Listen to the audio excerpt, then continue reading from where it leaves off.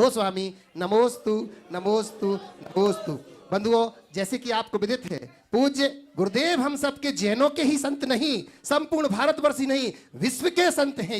ये विश्व संत हैं, तब ना इनके चरणों में राजा महाराजा हर लोग आकर के झुकते हैं। और आज जिन्होंने अपने आप को धन्य किया है हमारे बीच में, हमारे सबके लोकप्रिय माननीय मंत्री जी प्रहलाद जी पटेल हमारे बीच में यहाँ पर आज उपस्थित है, जो सबके चहेते भी हैं। आज पूज्य गुरुदेव से आशीर्वाद लिया और ऊंचाइयों की ओर पहुंच रहे हैं। मैं चाहूंगा उनके साथ साथ हमारे विधायक जी भी यहाँ पर भी हैं। धन्यवाद करता हूं, माननीय प्रदीप जी लारिया यहाँ पर उपस्थित हैं। मैं उनके लिए भी जोरदार तालियों के साथ अभिनंदन करता हूं। मैं सबसे पहले माननीय प्रहलाद जी पटेल जी का मैं अभिनंदन करने के लिए यहाँ पर आवाज दे रहा हूं हमारे बीच में। कृपया यहाँ पर आए और इनका अभिनंदन करेंगे। आशीष जी टड़ैया और अनुराग जी, मैं निवेदन करता हूं कृपया आए। सबसे पहले अपन माननीय प्रधान, हमारे देखो प्रधानमंत्री निकल रहा है, माननीय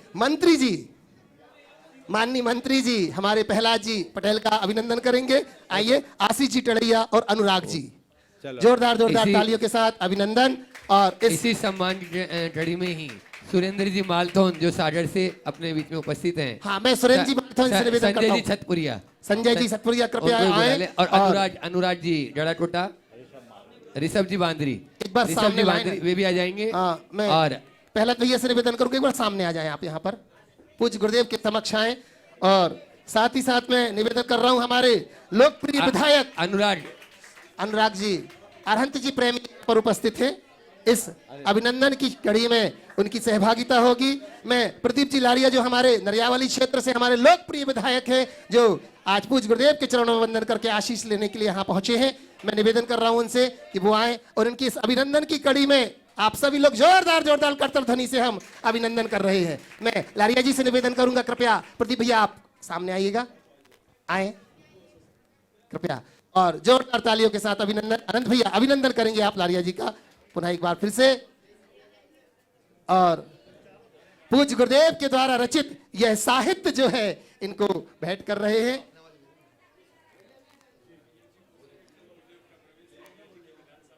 और ये बहुत अच्छी बात है कि कल पूज्य गुरुदेव का प्रवेश लारिया जी आपकी विधानसभा क्षेत्र में हो रहा है।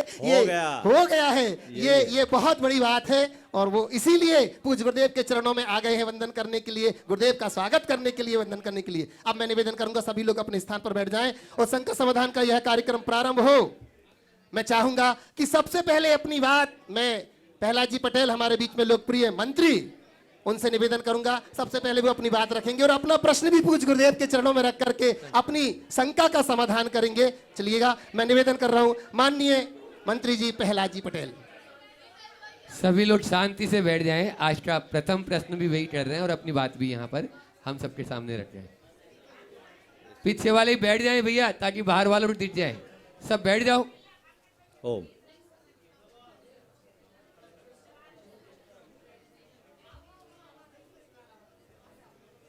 कुड़ायतन के प्रणेता पूज्य मुनिवर पूज्य प्रमाण सागर जी, पूज्य मुनि संघ, सभी उपस्थित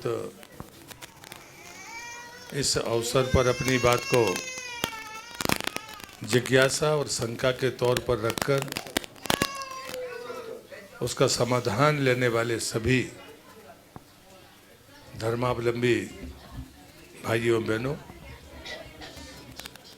मेरे साथ में इस क्षेत्र के विधायक इंजीनियर प्रदीप लारिया जी, परसौरिया के जैन समाज के सभी हमारे पदाधिकारी और सभी श्रद्धालु भाइयों एवं बहनों, ये मेरा सौभाग्य है कि मुझे शंका समाधान के इस अवसर पर पूज्य प्रमाण सागर जी के सामने उपस्थित होने का मौका मिला है। मैं जब पहली बार शिखरजी में दर्शनार्थ गया था तब मैं केंद्र का मंत्री था और उस समय मुझे सौभाग्य प्राप्त हुआ था। कोई मेरे बंधु मुझे जानकारी दे रहे थे इतने देशों में देखा जाता है, तो मैंने कहा अच्छा है आपने मुझे जानकारी दी। ये सच है कि 100 से ज़्यादा देशों में ये कार्यक्रम देखा जाता है और इसकी जो निरंतरता है और शंका तो हर व्यक्ति के मन में है, और ये चुनौती भी है कि इन शंकाओं का अगर समाधान नहीं हुआ तो आने वाली परिस्थितियां और कितनी भयावह होंगी। इसलिए जरूरी है कि ये क्रम जो सनातन से चला आ रहा है, ये क्रम और भी जिम्मेदारी के साथ बढ़ना चाहिए। और जब मैं महाराज श्री के सामने गया था तब भी मैंने ये बात कही थी, आज मैं फिर से वही बात दोहराता भी हूँ। क्या हमारे विकास में और हमारी नैतिक मूल्यों के बीच क्या कोई टकराव है? मेरे पिताजी के समय जो मूल्य थे वो आज मेरी पीढ़ी के समय नहीं है। हमारे मूल्यों की, मैं नहीं कहता कि कभी समाप्त सनातन की इस धरती पर हो सकते हैं, लेकिन उनकी चमक तो धीमी पड़ी है। कहीं ना कहीं उनके प्रति निष्ठा कम होते दिखती है। जबकि उसके उलट अगर मैं देखता हूँ, पहले जिज्ञासु आप जैसे साधना करने वाले मुनियों के ढूंढता था, उनके पीछे चलता था। आज आप स्वयं प्रत्यक्ष प्रकट होकर उनके सामने हैं, लेकिन उसके बाद भी उसका भ्रम झंझोड़ता नहीं है। और जितना प्रचार, जितना प्रसार और जितनी पहुंच आप जैसे तपस्वियों ने समाज के बीच में जाकर दस्तक दी है, उसके बाद भी अगर ये गिरावट रुकती नहीं दिखती, तो मैं जरूर चाहूँगा कि आपके मुख से ये बात मेरे माध्यम से ही सही, मुझे तो इसका समाधान चाहिए ही, लेकिन इस बात को लेकर मेरे जैसे लोग चिंतित होते हैं। मैं कई बार ये भी सोचता हूँ कि जितना आदमी ने विकास किया है उतना ही वो मूल्यों से दूर होता जा रहा है। मैं मानवीय मूल्यों की भी बात कर रहा हूँ, मैं धार्मिक मूल्यों की भी बात कर रहा हूँ। जो मूल्य ही होते हैं वही धर्म होता है। और इस नाते मुझे लगता है कि एक आम आदमी जब कभी सकारात्मक तरीके से सोचता है या सात्विक तरीके से सोचता है, तो वो निश्चित तौर पर इन गिरावटों के प्रति देखकर स्वयं चिंतित भी होता है और दुखी भी होता है। लेकिन मैं अपना कहूँगा, मैं बाकी लोगों का नहीं जानता, कि हम जैसे लोग संकल्प लेते हैं और उसके बाद फिर किसी विकल्प की बात करने लगते हैं, हम स्थिर नहीं रह पाते। जैसे आप अपने स्थान पर स्थिर चित्त के साथ इसी वातावरण में जिसमें हम लोग विचलित होते हैं, तो ये भी मुझे लगता है कि आज जरूर सोचने की ज़रूरत है कि मैं अपनी बात कर रहा हूँ, मैं फिर पुनरावृत्ति कर रहा हूँ, मैं सबको नहीं कह रहा, लेकिन मैं अगर कोई संकल्प लेता हूँ और कुछ वर्षों तक मैं उस पर चलता हूँ और उसके बाद मैं फिर किसी विकल्प के बारे में सोचने लगता हूँ, क्या ये भी इसी विकास या का अभिशाप है? क्या यही प्रगति हमारे मूल्यों से टकराहट का कारण है? ऐसी बातें जो आमतौर पर सबके मन में आती है।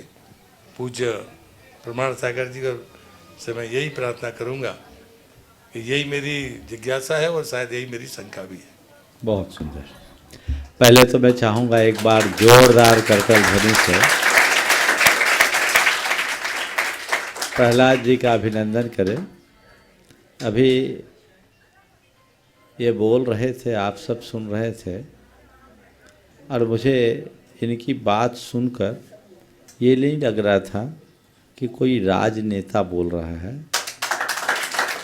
मुझे इनके वचनों से ऐसा प्रतीत हो रहा था कोई एक सामाजिक और सांस्कृतिक चिंतन से भरा मनीषी बोल रहा है। निश्चित ऐसे प्रबुद्ध जनों से समाज का भला होता है, और जिन लोगों का चिंतन अच्छा होता है उनका चरित्र भी अच्छा होता है, और अच्छे चिंतन और चरित्र संपन्न लोग जब समाज का नेतृत्व अपनाते हैं तो समाज भी अच्छा होता है। आपके पूरे वक्तव्य में 3 सवाल मेरे सामने उपस्थित हुए। पहला सवाल था, विकास कहीं मूल्यों के गिरावट में कारण तो नहीं बन रहा है। ऊपरी तौर पर देखते हैं तो विकास से मूल्यों की गिरावट दिखाई पड़ती है, लेकिन मेरा मानना है कि ये हर युग में हुआ है, पहली बार नहीं। हमारे सामने 2 तरह के मूल्य हैं, एक शाश्वत मूल्य और दूसरा सामयिक मूल्य। सामयिक मूल्य समय समय पर बदलते आए।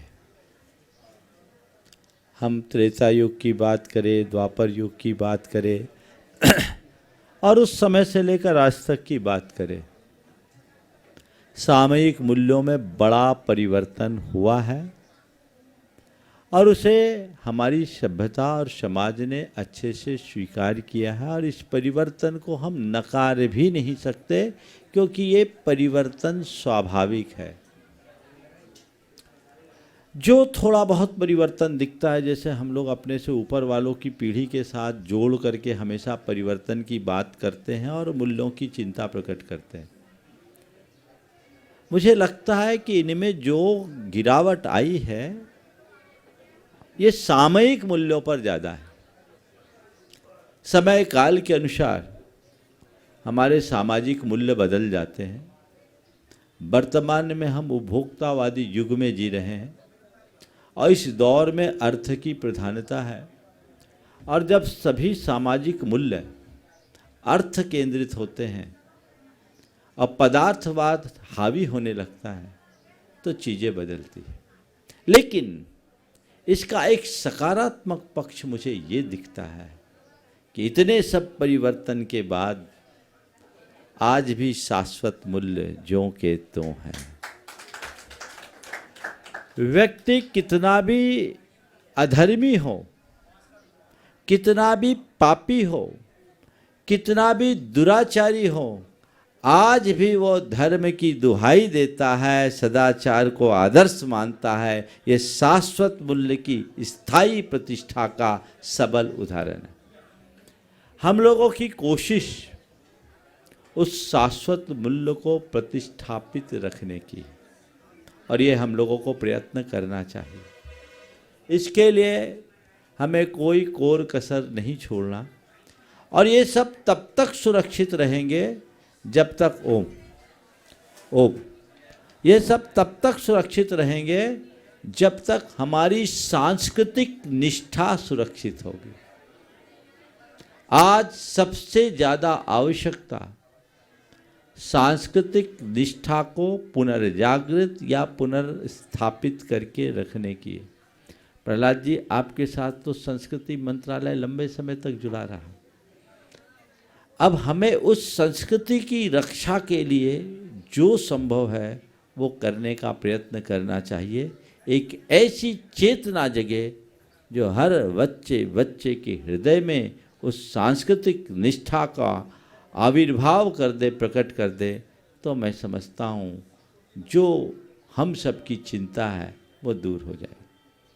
आपने दूसरी बात कही कि इतनी सब बातें सुनने के बाद भी जो गिरावट है उसका दौर कम क्यों नहीं हो रहा है।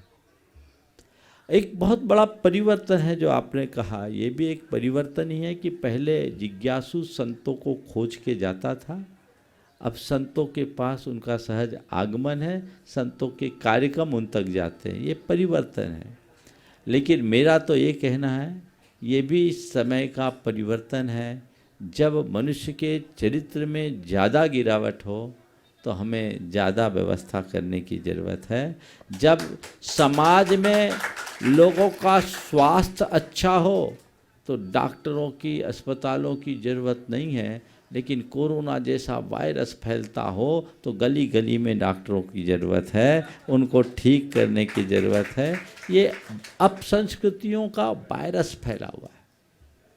इसमें जो सवाल है कि इतना सब कुछ सुनने के बाद भी जो परिवर्तन चाहिए वो दिखता क्यों नहीं, या गिरावट का दौर थमता क्यों नहीं।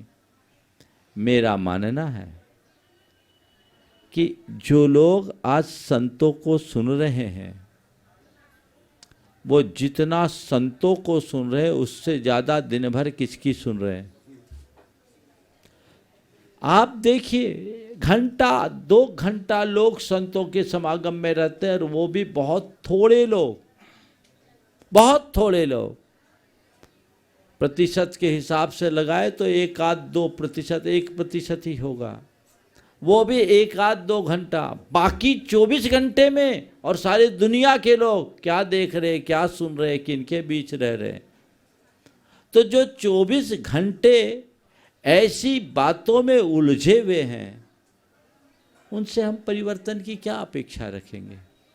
तो हमको वो परिवर्तन दिखता नहीं।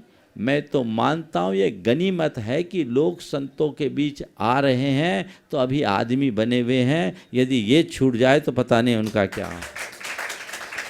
प्रहलाद जी, आपने अपने बहुत वर्षों से हमसे आपका संबंध रहा है, आप में ये जो परिवर्तन है ये भी तो संतों का ही परिवर्तन है। जो संतों के पास हृदय से भरकर आता है उसका जीवन बदले बिना नहीं रहता, परिवर्तन जरूर होता है। तो परिवर्तन आना चाहिए।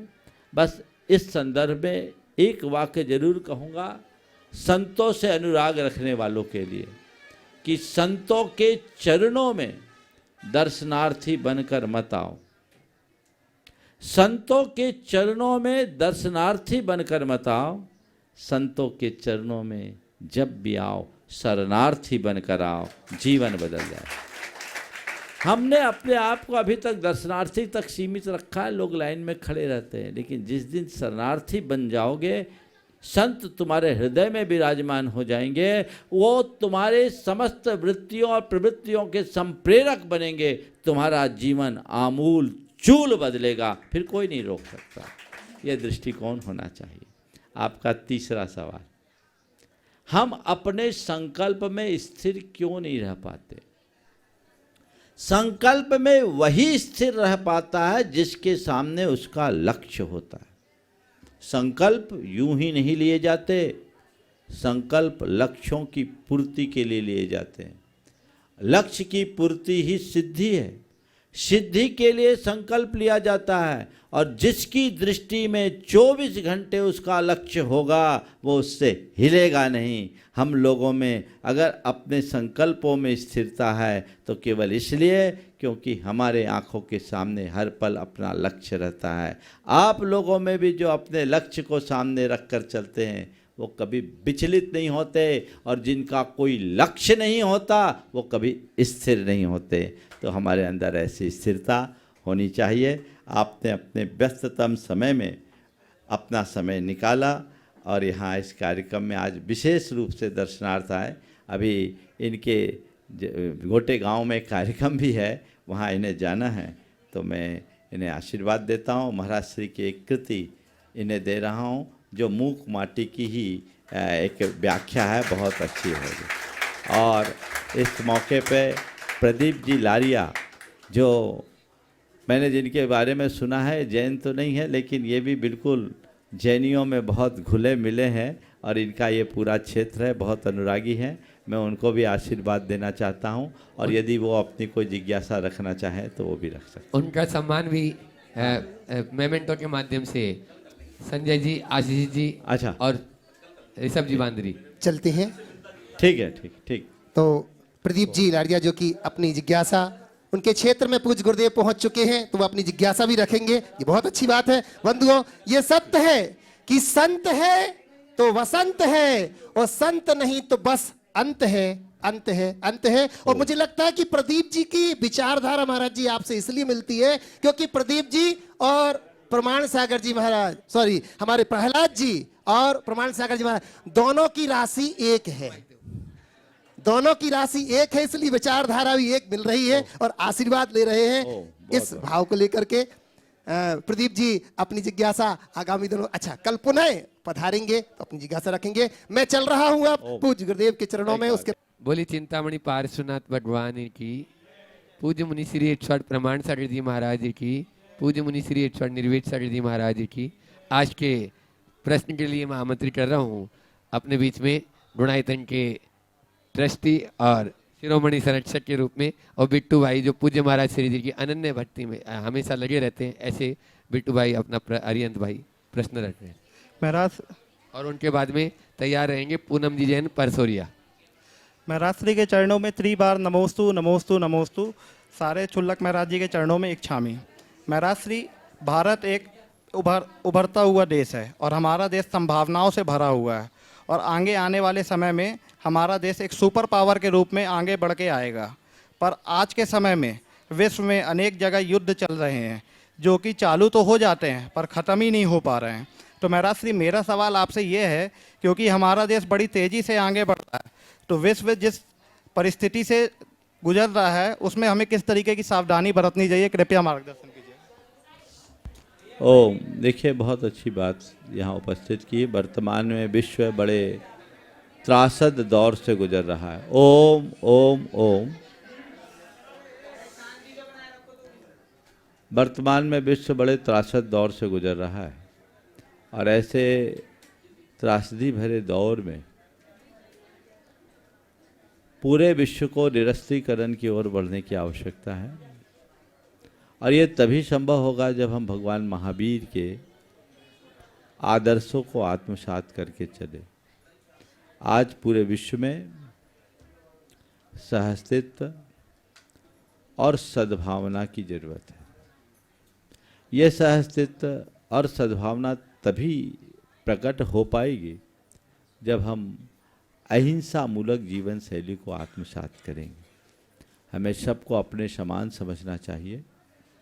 भगवान महावीर के इस संदेश को समझना चाहिए, आया तुला पयाशु, सबकी आत्मा समान है, और उस समानता को साथ लेकर चलेंगे तभी विश्व सुरक्षित होगा। मैं कहूँगा आज विश्व को अनुभवों की ज़रूरत नहीं, भगवान महावीर के द्वारा प्रतिपादित अनुव्रतों की ज़रूरत है। यदि इसे अपना लिया जाए तो बहुत बड़ा बदलाव घटित हो सकता है, और हमें उसके लिए सतत प्रयत्न करना चाहिए। नमोस्तु महाराज। पूनम जैन के बाद में तैयार रहेंगे नीलेश श्वेता जैन सरगम ओम। परसोरिया। माइक पहले से दे दें। नमोस्तु महाराज श्री। महाराज श्री, हमारी शंका है कि आज के समय में उपहार का मूल तो बढ़ता जा रहा है, लेकिन भावनाओं का मूल अब कम होता जा रहा है। तो महाराज श्री, हम ऐसा क्या करें कि उपहार तो भले कम हो जाएं, लेकिन भावनाओं का मूल तीव्र से बढ़े। बहुत अच्छा वाक्य है। उपहार का मूल्य बढ़ता जा रहा है, भावनाओं का मूल्य घटता जा रहा है।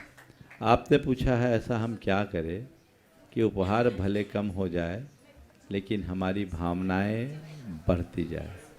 इसका एक ही उपाय है, हम अपनी सोच को वस्तुनिष्ठ होने से बचाएं और व्यक्तिनिष्ठ बनाएं। आज मनुष्य की सोच पूरी तरह वस्तुनिष्ठ होते जा रही। ये वस्तुनिष्ठता हमारे जीवन को पूरी तरह से उलझा रही है। हम वस्तु की तरह व्यक्तियों को भी ट्रीट करने लगे हैं। जब हमारी सोच वस्तुनिष्ठ होगी तो हमारी दृष्टि में वस्तु की ही कीमत होगी, व्यक्ति की नहीं। ये उसका ही दुष्परिणाम है। और बढ़ता हुआ उपभोक्तावाद यही हम सबको सिखा रहा है। हम इससे बचें और उपभोक्तावाद की जगह हम अध्यात्मवाद का विस्तार करें, ताकि हम अपने संबंधों का आधार आवश्यकता और उपयोगिता को बनाने की जगह प्रेम, आत्मीयता और परस्परता को बनाने का प्रयत्न करें। तो ये चीज़ें अपने आप बदल जाएगी। नमोस्तु महाराज श्री। परसोरिया के ही गौरव हैं नीलेश श्वेता। नीलेश भाई जो आंखों से दिखता भले ही नहीं, लेकिन फिर भी कला और गला दोनों इनके पास में है। अपना प्रश्न सीधे सीधे रखेंगे। हाँ जी। नमोस्तु महाराज जी। महाराज जी, आपके सत्संग चरणों में परसौरिया समाज की ओर से और हमारी ओर से, परिवार की ओर से नमोस्तु। महाराज श्री, हमने आपके चरणों में एक बार शिखर जी में प्रश्न रखा था। आज मैं उसी प्रश्न को घुमा करके रखना चाहता हूं कि देश में हमारे पास 70 से 80 लगभग दृष्टि दिव्यांग भाई बहन ऐसे हैं जो दिगंबर श्वेतांबर हैं, महिला पुरुष हैं, विद्यार्थी हैं और जॉब होल्डर भी हैं। आज महाराज जी मेरे साथ मेरी जीवन संगिनी श्वेता जैन है, इनको भी आप आशीर्वाद दीजिएगा महाराज जी। मैं ये चाहता हूँ कि उस समय हमने ये पूछा था कि हम कैसे पुरुषार्थ करें, क्या करें कि हमारे पुण्य में वृद्धि हो।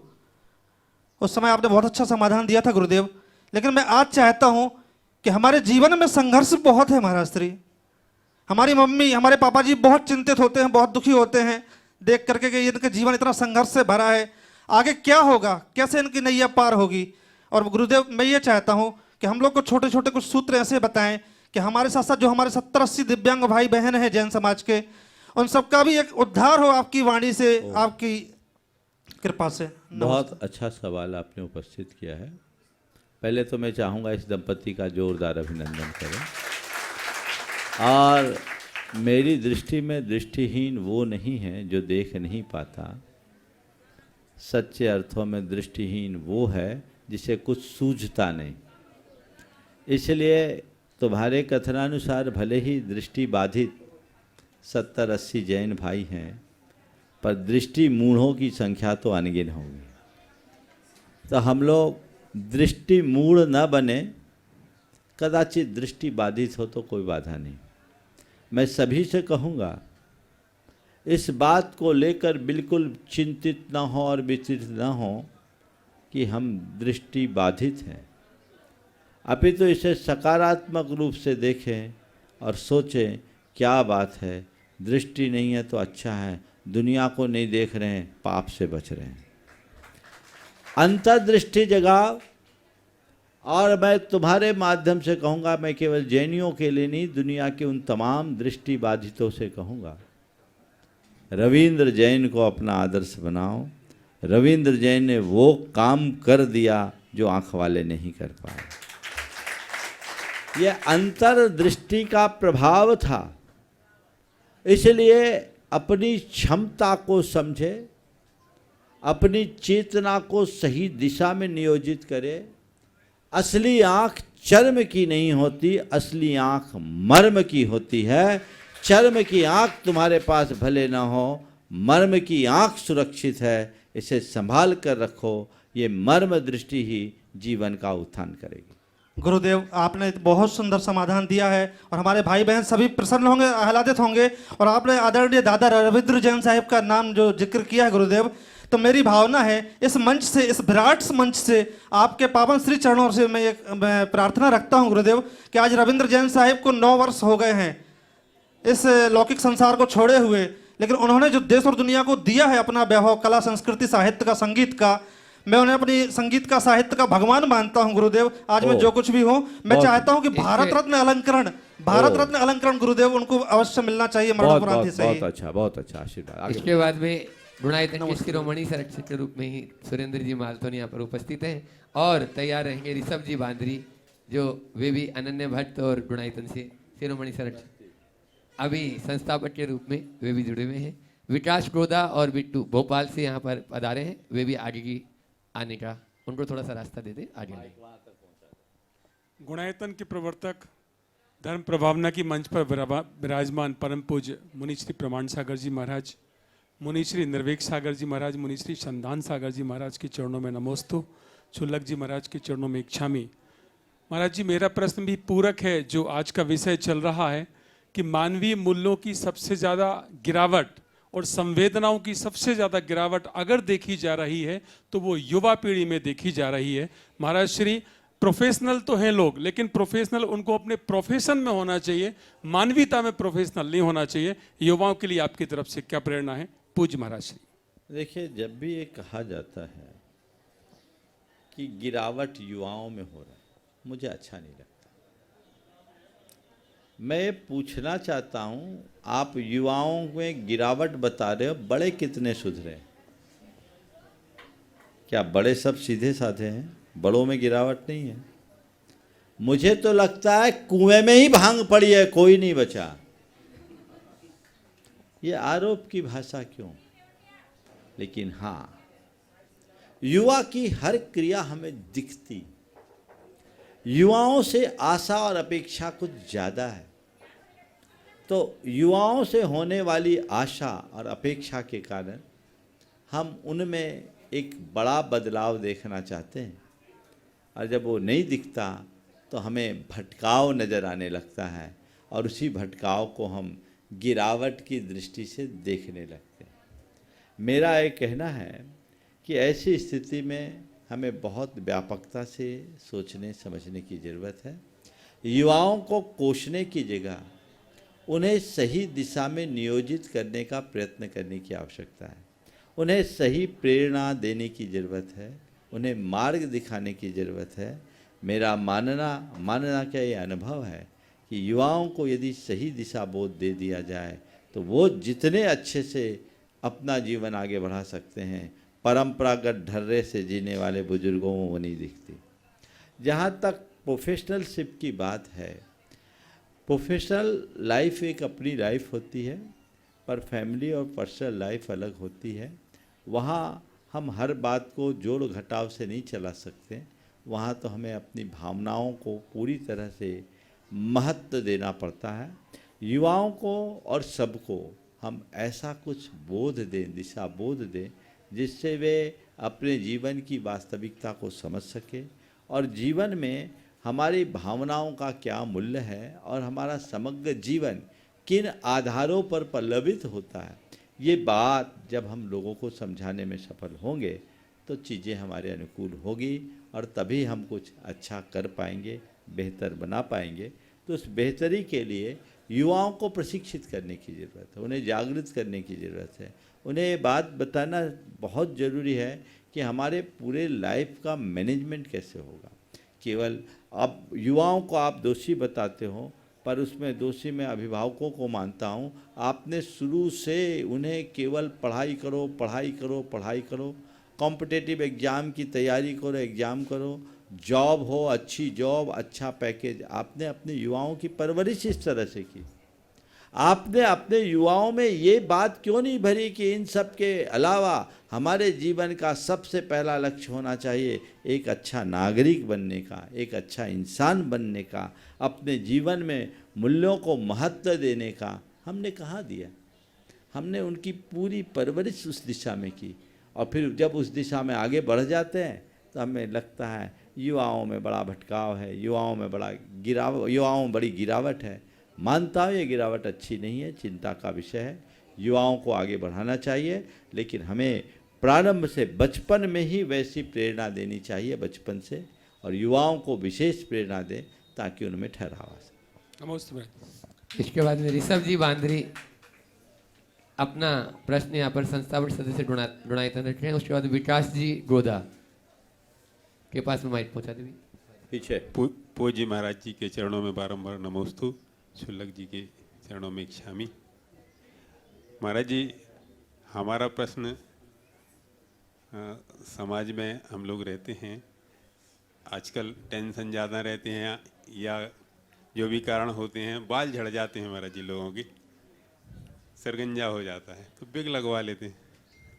जब बिग लगवा लेते हैं फिर अभिषेक करने जाना होता है, तो हमारे मन में एक प्रश्न उठता है, जो बिग लगाए हुए हैं उन्हें अभिषेक करने की पात्रता है या नहीं है? देखिए, जो बिग लगाए हैं न तो उन्हें आहार देने की पात्रता है, न अभिषेक करने की। बिग यानी मल।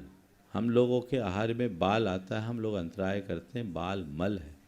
और जो अपने चेहरे सिर पे बिग लगा रखा है यानी अपने सिर पर मल लादा है, जो नेगेटिव है, नेगेटिव एनर्जी को देने वाला।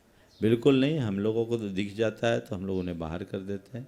ऐसा बिल्कुल नहीं करना चाहिए। और मैंने सैकड़ों लोगों के बिग हटवाए हैं, और आज उनकी फीलिंग है कि हमें बड़ा हल्कापन लगता है।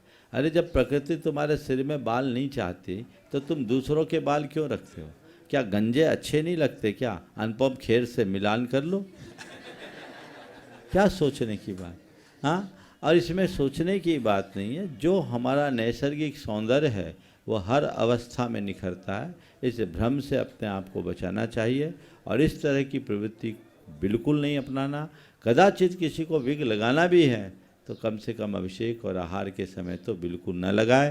पर मेरी पुनः सलाह है, यदि नहीं लगाएंगे तो ज़्यादा अच्छा फील करेंगे। जो महाराज जी श्रेष्ठी होते हैं उनको समझा, जो श्रेष्ठी होते हैं उनको समझाना मुश्किल होता है। अब ये मंच से सुन लिए, अगर वो समझना चाहें तो समझ जाए, और जिसको समझना ही नहीं है उनको तो भगवान भी नहीं समझा सकते। चलिए बंधु, पूज्य महाराज श्री जी की वाणी को घर घर तक पहुंचाने में जिन्होंने अपना बहुत ही सहयोग दिया है और दे रहे हैं, ऐसे निर्जंत फाउंडेशन से अपने बीच में विकास ऑफसेट, विकास गोदा यहाँ पर हैं, जो गुणायतन से भी ट्रस्टी के रूप में जुड़े हुए हैं। और पूज्य महाराज श्री जी अनन्य भट्ट अभी लगभग 36 किताबें 1000 मंदिरों में पहुंचाने का जिन्होंने बीड़ा उठाया, दोनों पिता पुत्र यहाँ पर उपस्थित है। जोरदार तालियों से उनका स्वागत अभिनंदन करें। माइक 1000 मंदिरों में यह पुस्तकें जाएगी, डोनेटर के माध्यम से जाएगी, लेकिन उसमें पुरुषार्थ इनका भी कम नहीं और वो भी पूरा कर रहे हैं। ऐसे विकास जी और बिट्टू भाई दोनों, विकास भी अपना प्रश्न रखे हैं। ओ, बाकी लोग थोड़ा आगे पीछे हो जाए। है कहाँ? चलिए तब तक विक्रम पूछिए आप। हाँ, विक्रम जी अंबिकापुर से अपने बीच में है, वे अपना प्रश्न रखें। नमोस्तु महाराज श्री। महाराज श्री, आज का मेरा सवाल है कि हर किसी को कभी ना कभी जीवन में वैराग्य की अनुभूति होती है और उसे ये लगता है कि मुझे सांसारिक जीवन त्याग देना चाहिए और वैराग्य ले लेना चाहिए। मगर मैं इसमें एक संदेह रखता हूँ कि क्या मतलब अपने मायने में कब उसको वैराग्य लेना चाहिए, जब वो ये माने कि मेरे मायने में मैंने अपनी पूरा जीवन जीत लिया है, या मेरे मायने में मैंने पूरा जीवन हार लिया है। देखो, आपने वैराग्य की बात की। वैराग जीवन की एक बहुत बड़ी घटना है। हर किसी के हृदय में वैराग नहीं है। वैराग का मतलब संसार से भागना नहीं, वैराग का मतलब संसार में जागना होता है। भागने का नाम तो पलायन है। अगर कोई ये सोचता है कि वैराग है तो घर परिवार से मुख मोड़ लो, दुनियादारी से हट जाओ और माला कमंडल हाथ में ले लो और भगवान का नाम जपने लगो, ये वैराग हो गया। ये वैराग का बाहरी रूप है। भागने का नाम वैराग नहीं, जागने का नाम वैराग है। जागने का मतलब घर छोड़ना वैराग नहीं, निज घर में आने के लिए समर्पित हो जाना वैराग्य है।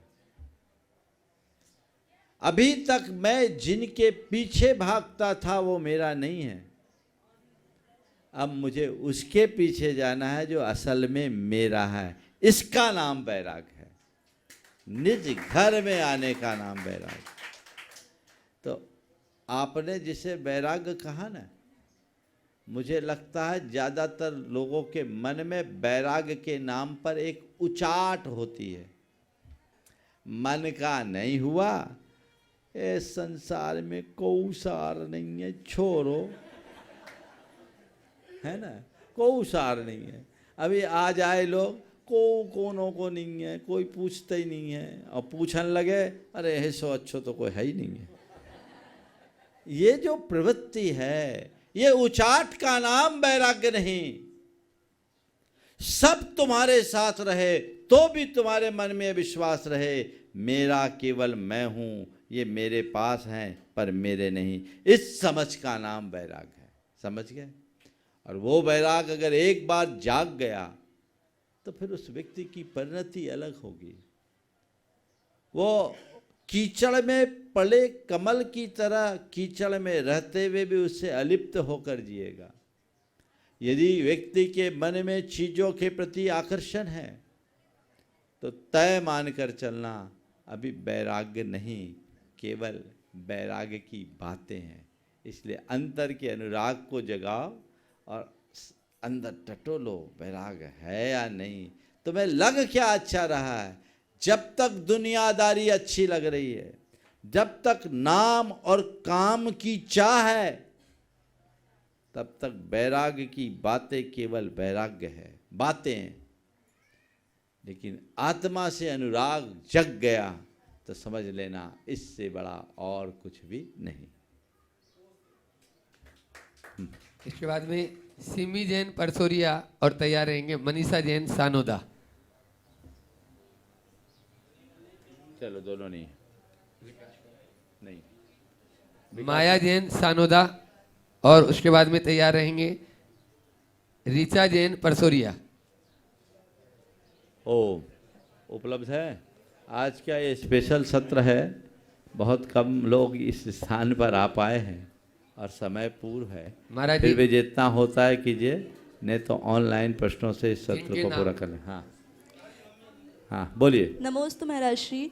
मेरी शंका यह है कि पंचम काल में सम्यक दर्शन प्राप्त करने वालों की संख्या सीमित है या कितने ही जीव सम्यक दर्शन प्राप्त कर सकते हैं? देखिए, सम्यक दर्शन की संख्या हमेशा सीमित रही है, पंचम काल में नहीं, हर काल में संख्यात जीव ही सम्यक दर्शन प्राप्त कर सकते हैं। नमोस्तु महाराज। डोली जैन परसोरिया तैयार रहेंगे। महाराज जी महेंद्र जी जैन पत्रकार इंदौर से पूछ रहे हैं कि किसी को चोट पहुंचाना जैसे पेड़ से पत्ता तोड़ना और किसी को खुश रखना जैसे पेड़ को पौधे को पेड़ बनाने तक पानी देना, सुरक्षा करना। महाराज जी किन्हीं को चोट पहुंचाने से खुश रखने तक बहुमूल्य जीव नष्ट हो रहा है, ऐसे से हम सिर्फ अपने लिए क्या करें?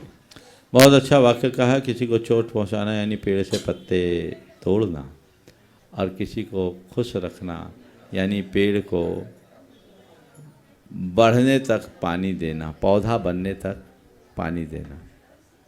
बात सही है, हम किसी को चोट पहुंचाते हैं, कभी किसी को खुश रखने की कोशिश करते हैं, और इसी में हमारे जीवन का बहुभाग व्यतीत हो जाता है। पर हमारी संस्कृति कहती है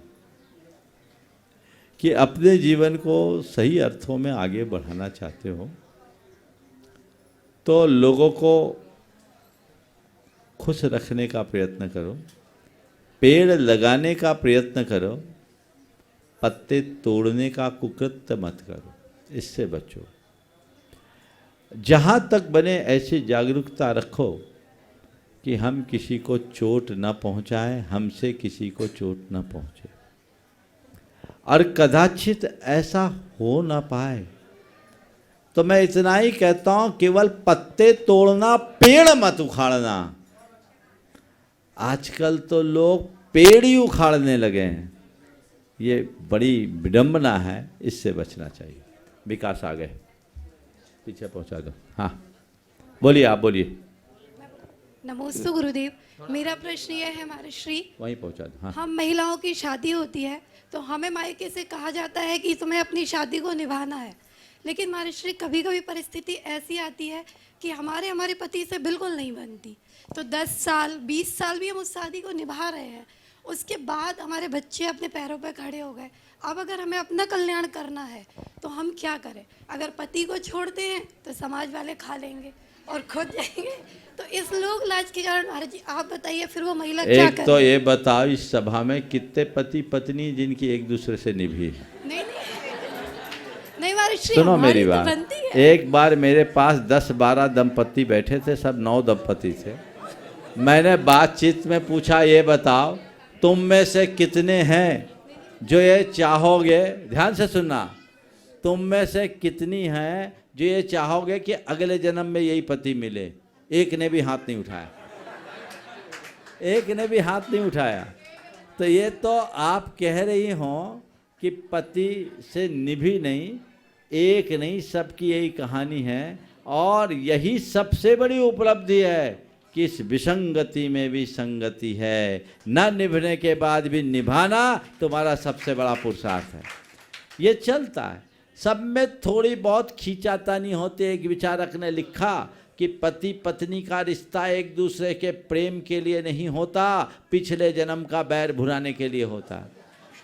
और पति पत्नी का संबंध कभी न मिलने वाले रेल के 2 पटरी की भांति होती, जो कभी एक दूसरे से नहीं मिलने वाले। उन्हें बताया, बहुत अच्छी बात लिखी कि पति पत्नी का संबंध आपस में कभी न मिल पाने वाले रेल की पटरी की भांति होता है। अब उसमें बच्चे हैं जो स्लीपर बन के दोनों को जोड़े रहते हैं, नहीं तो चल नहीं पाए। जो भी हो, ये एक उसका अनुभवपूर्ण वाक्य मुझे दिखता है। तो इस बात को लेकर बिल्कुल चिंतित न रहो, लेकिन आपने जो बात कही है उसकी व्यवस्था आगम में है। लेकिन अब सुनो मेरी बात पूरी सुन लो कि अब अगर 20-25 साल हो गए तो बैराग का रास्ता खुला है। बैराग अपनाओ, अब दूसरे की बात मत सोचना। नहीं तो आजकल तो वो भी कहानी हो गई। एक बहन जी बड़े महंगे गहने और महंगे कपड़े और कीमती गहने पहने मार्केट में निकली। उसकी सहेली ने उसे देखा तो पूछा, क्या बात है, तुम्हारे पति ने बिजनेस बदल लिया क्या? उनकी कमाई बढ़ गई, तुम तो बहुत बढ़िया कीमती गहने और महंगे कपड़े पहने। बोले नहीं, मैंने अपना पति बदल लिया। ये हाल हो तो क्या होगा? हमारी संस्कृति वैराग्य को प्रोत्साहित करती है। या तो विवाह है या वैराग्य है, तीसरा कोई रास्ता नहीं। आजकल जो विवाह विच्छेद की कुप्रथा प्रारंभ हो गई है वो बहुत गंभीर और चिंतनीय है। इसे हमें हतोत्साहित करना चाहिए। लेकिन महाराज जी, हमारा तो खान पान और खानदान दोनों बदल जाता है। हाँ? पर लड़के इसके साथ सामंजस्य क्यों नहीं करते? हमारा शादी के बाद खानदान भी बदल जाता है ये और हम लोग बताओ, खान पान भी बदल जाता है। एक खंबा होता है और एक लता होती है।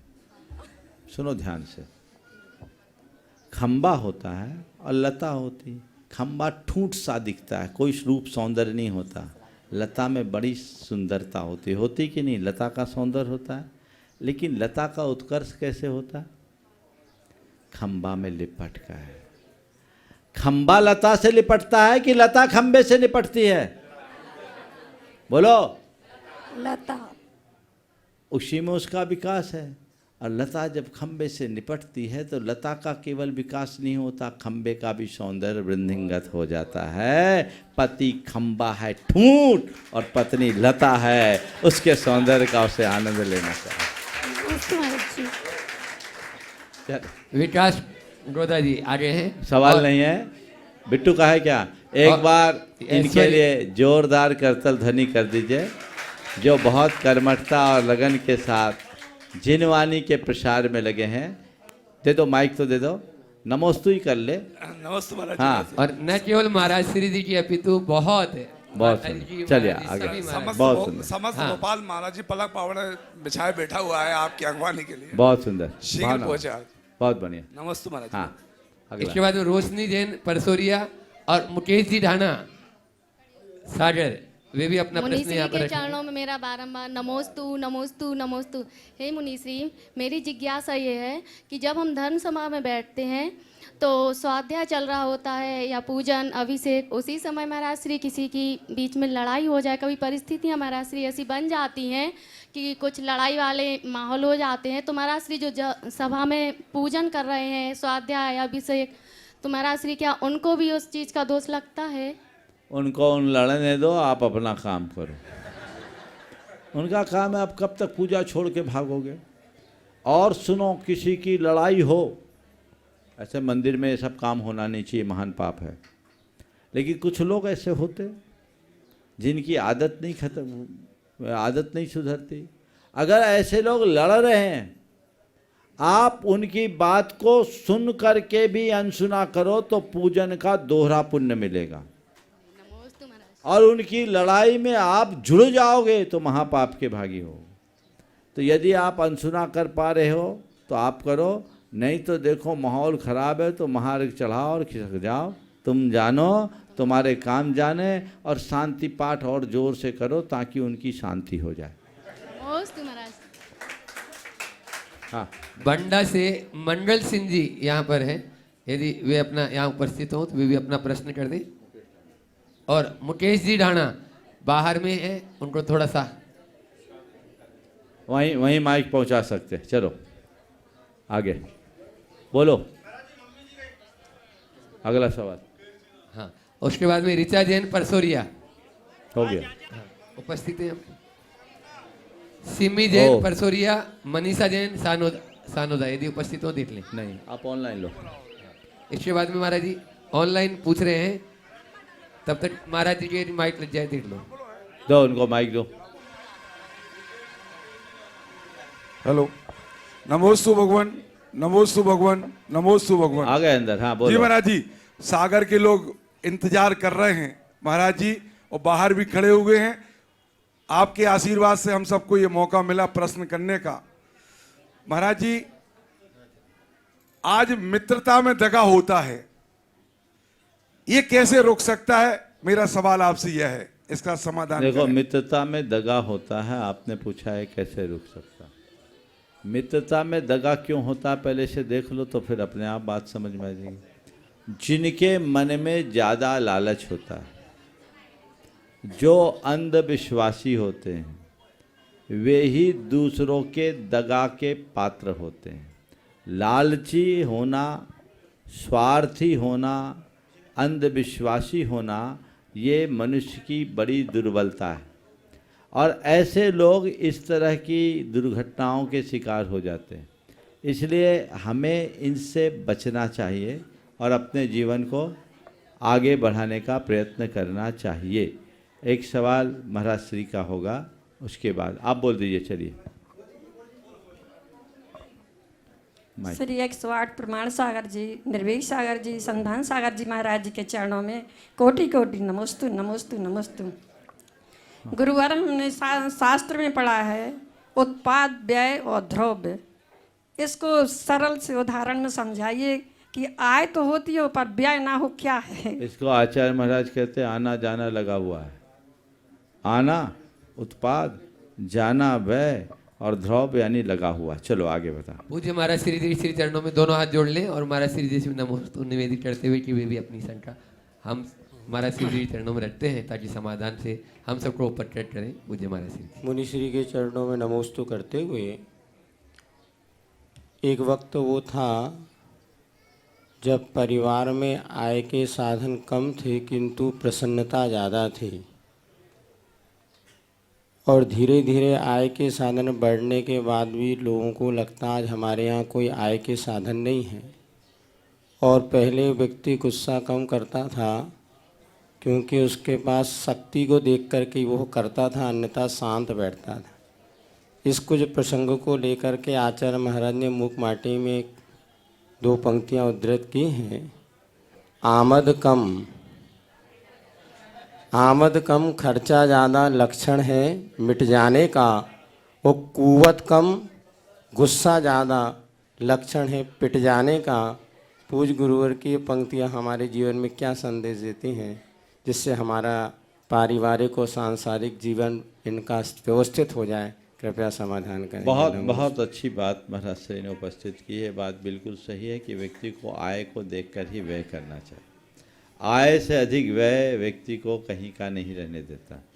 इसलिए हमेशा अपनी आय को ध्यान में रखकर ही व्यय करना चाहिए।